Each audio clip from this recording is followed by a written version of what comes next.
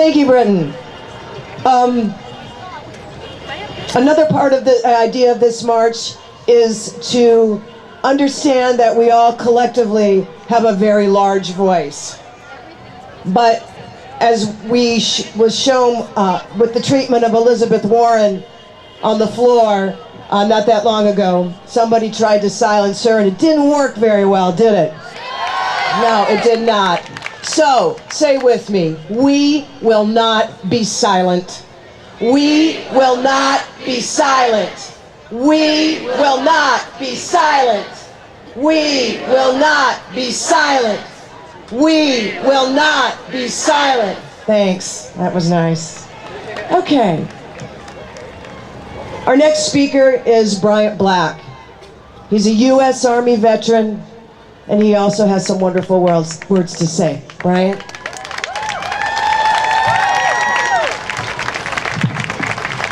All right, where are my veterans this evening? Right here, brother! Good evening. Today is President's Day 2017, or as it will go down in history, Day 31 of the hostage crisis in the United States.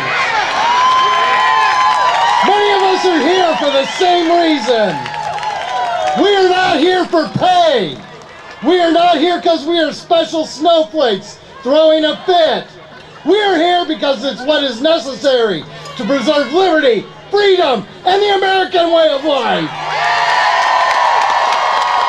My name is Bryant Black. I'm a veteran of the United States Army. And like all who have served, I took an oath when I served my country. It's not unlike the oaths our Congress, Senate, and Presidents take.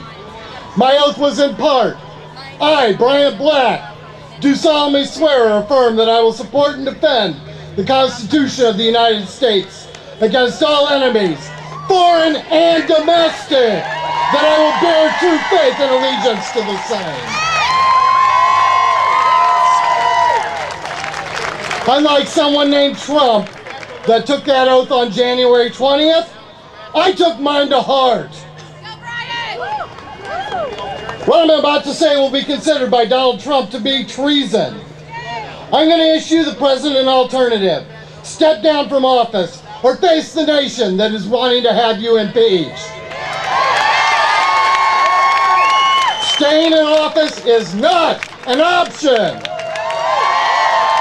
Your presidency stops, and it stops now.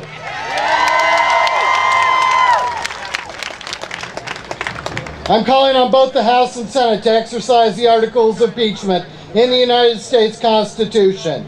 The impeachment clause reads in Article 2, Section 4, the President, Vice President, and all civil officers of the United States shall be removed from office on impeachment for and conviction of treason, bribery, or other high crimes and misdemeanors. He demonstrated bribery on his fourth day in office. In November, Kelsey Warren, the CEO of Energy Transfer Partners, said he was 100% confident Trump would allow the Dakota Access Pipeline. He said to CBS News it was because of his campaign contributions and because of Trump's investments. According to 18 U.S. Code, paragraph 201, bribery of public officials and witnesses, I paraphrase, that a quid pro quo must exist. Money for official acts. Kelsey Warren gave money and got his agenda through. This is not subtle. It is flagrant and done with clear intent. Not only has he demonstrated he is a corrupt leader, he's failed to uphold the basic oath of office to protect our Constitution. He's violated the constitutional rights of people with a legal right to be here. And I stress, a legal right to be here under the protection of our Constitution. He's violated the Geneva Convention in refusing to take refugees and advocating tortures. In orders, this makes him a war criminal. And that was just week one. In week two, he authorized raids in Yemen that killed women, children, and one of my brother's SEALs. He immediately termed it a victory without listening to an after-action report. When facts came out that it was a disaster, he blamed it on everyone else.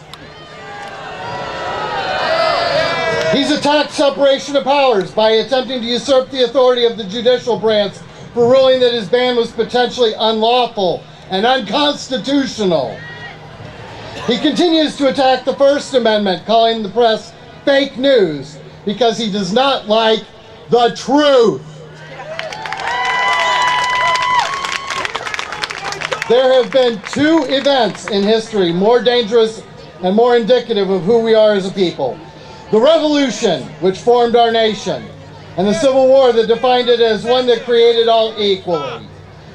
This crisis is just as serious, and it's time for all Americans to come down on the side of liberty. We will do it without guns, without violence, and without hate.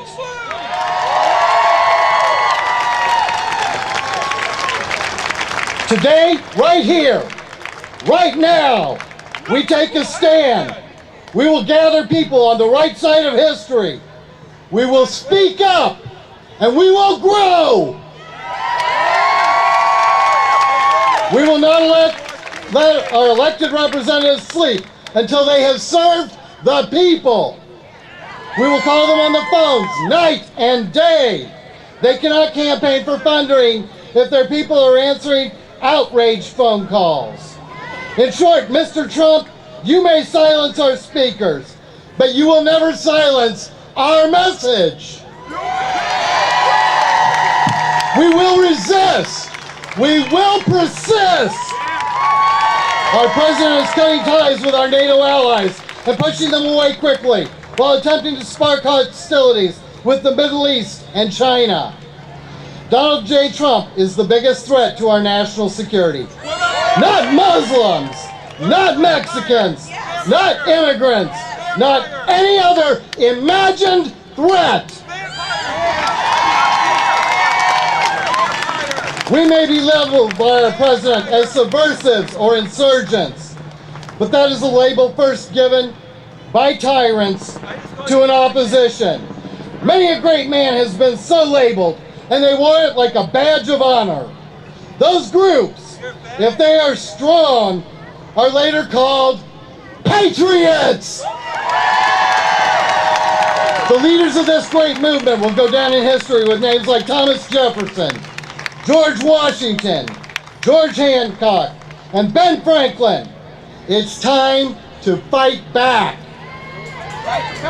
We must issue an ultimatum. Step down or be removed by any legal means necessary.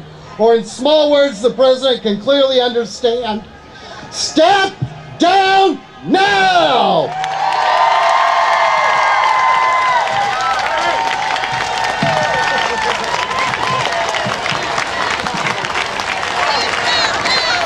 Step down now! Step down now! Step down now! Step down now! Step down now! Step down now!